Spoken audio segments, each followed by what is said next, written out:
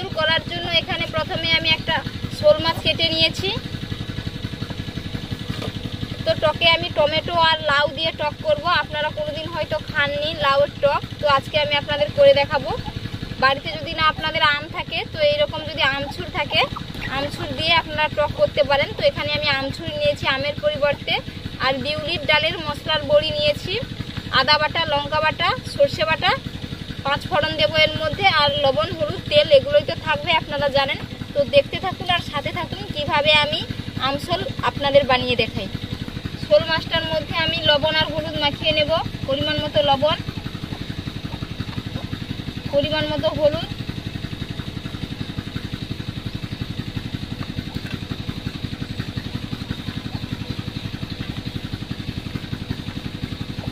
মাছ ভাজার জন্য কড়াইতে আমি প্রথমে সরষের তেল দিয়ে দিচ্ছি। মাছগুলো ভেজে নেব। তেল গরম হয়ে গেছে, মাছগুলো দিয়ে দিচ্ছি।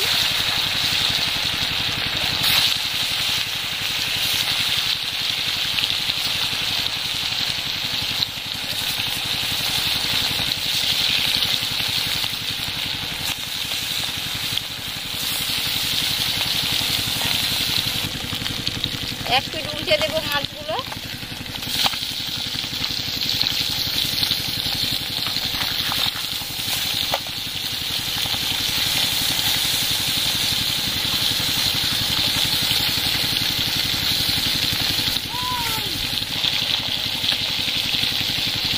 এক পিঠ উল্টে দিয়েছি, আর এক পিঠ ভালো করে ভেজে নেব।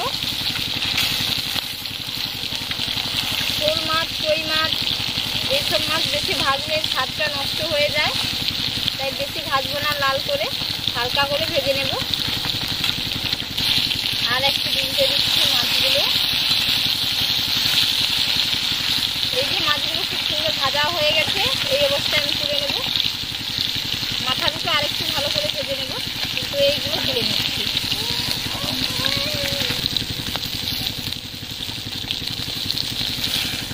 মাথাটা ভেজে নিয়েছি ভালো করে, তো এবার আমি এটা তুলে নেব। কড়াইতে তেল দিয়ে টক রান্না করে নেব।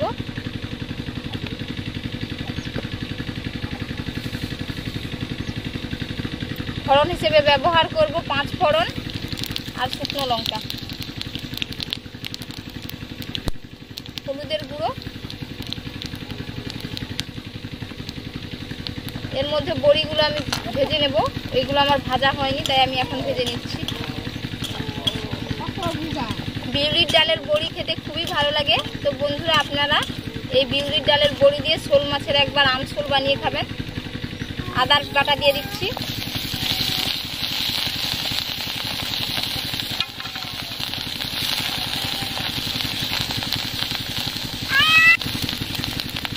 লঙ্কা বাটা,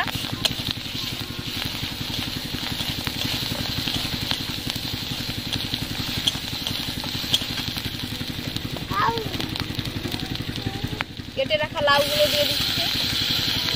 এগুলো কেটে ধুয়ে পরিষ্কার করে নিয়েছি, সাথে টমেটো।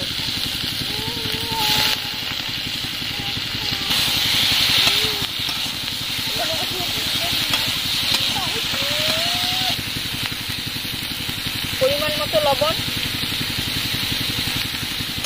এই অবস্থায় আপনারা এই যে বিউলির ডালের যে বড়িগুলো, এগুলো তুলে নেবেন, না হলে এগুলো টক ফুটে গেলে এগুলো ভেঙে যাবে। যখন টক ফুটে যাবে তখন এগুলো দিতে হবে।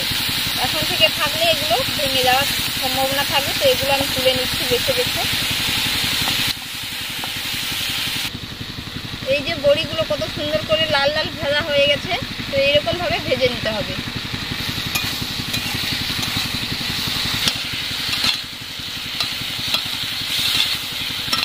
এর মধ্যে আমি জল দিয়ে দিচ্ছি, দিয়ে লাউটা সেদ্ধ করে নেব।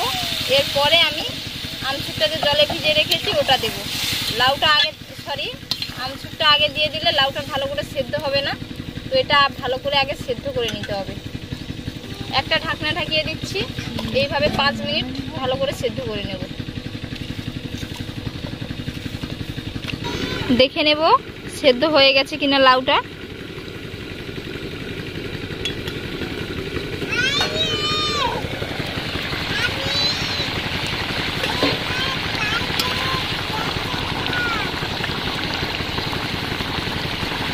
এই যে সেদ্ধ হয়ে গেছে। তো এর মধ্যে এবার আমি টক দিয়ে দেব।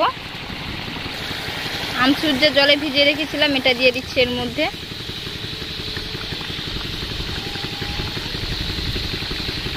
টকটা ফুটে গেছে, এর মধ্যে আমি বেটে রাখা সরষে দিয়ে দেব। এই যে সরষার বাটা দিয়ে দিচ্ছি এর মধ্যে। এবার ভেজে রাখা বড়িগুলো দিয়ে দেব।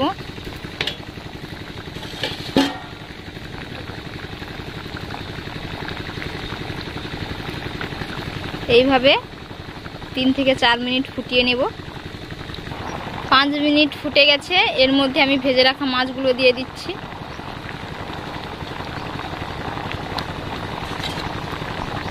এইভাবে আরও 3 মিনিট ফুটিয়ে নেব, দিয়ে নামিয়ে নেব।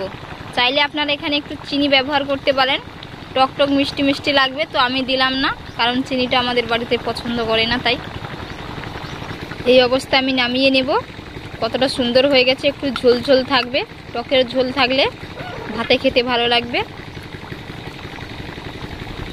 এই যে আমি নামিয়ে নিয়েছি, দেখতে কত সুন্দর দেখাচ্ছে দেখুন। আর বিউলির ডালের যে বড়িগুলো ওগুলো ভেঙে যায়নি, নরম হয়ে গেছে, পুরো সিদ্ধ হয়ে গেছে খুব ভালোভাবে। তো এইরকমভাবে আপনারা বাড়িতে একবার বানিয়ে খাবেন, খেতে খুবই অসাধারণ লাগবে। দুপুরে গরম গরম ভাতে এরকম টক আমসল খেতে খুবই ভালো লাগবে। তো বন্ধুরা, আজকের ভিডিওটা যদি ভালো লেগে থাকে অবশ্যই আপনারা আমার চ্যানেলটিকে লাইক শেয়ার ও সাবস্ক্রাইব করে দেবেন এবং আমার পাশে থাকবেন। ফেসবুক পেজটাকে আপনারা অবশ্যই ফলো করে রাখবেন। ভালো থাকবেন, সুস্থ থাকবেন, ধন্যবাদ।